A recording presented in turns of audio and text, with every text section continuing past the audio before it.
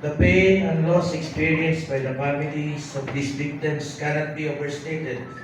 However, as leaders, it is not enough for us to offer sympathies.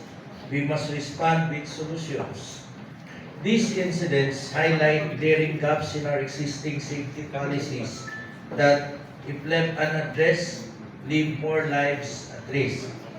We already have an ordinance that mandates the deployment of lifeguards in resorts and establishments operating public pools.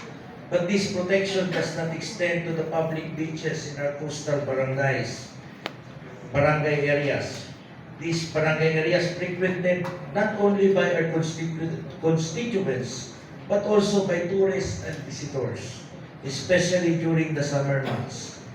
These public beaches, because they are public land, fall under the jurisdiction of local barangays. Yet the absence of a unified policy requiring safety measures like lifeguards, rescue equipment, and basic emergency signage puts everyone at risk. I will be filing an ordinance that seeks to require the training for lifeguards and basic life support, deployment of lifeguards, safety volunteers, signage for the public beaches, and proper rescue equipment in all designated public beach areas within our city, in coordination with the concerned local government units and relevant local agencies. This is a collaborative effort and must not only be on the LGU, but also on the barangay level. We must institutionalize safety and preparedness not only in the local government unit, but in the barangay as well, and other volunteer groups that would like to be part of this endeavor. Further, I believe prevention and preparedness must go hand in hand. This is why I am also sponsoring another ordinance, this time for our education sector, to adopt and localize the Republic Act 10871, also known as the Basic Life Support Training in Schools Act. This law mandates both public and private schools to integrate basic life support or BLS training into the curriculum for students and personnel alike. And I believe that the Department of Education, Surigao City Division, is already implementing this, but we will also reinforce it on a localized manner.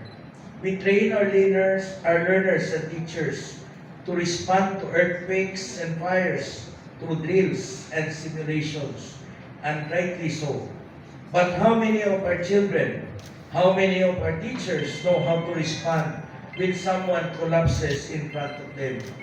When someone is drowning, when seconds could mean the difference between life and death. It is time we empower our communities, not just with knowledge, but with life-saving skills.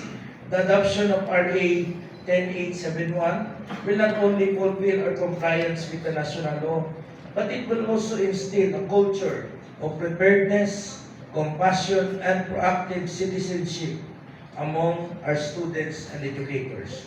This is not about adding new layers of bureaucracy. This is about saving lives. This is about ensuring that no family will have to endure the pain of losing a child or a friend because there was no lifeguard or because no one knew what to do in an emergency. Let these recent tragedies steer us into action so that our ordinances will not simply be reactions, but meaningful protections. Let us act on this while we still can. Thank you, Mr. Presiding Officer, and thank you to my dear colleagues. Thank you, Honorable Asura.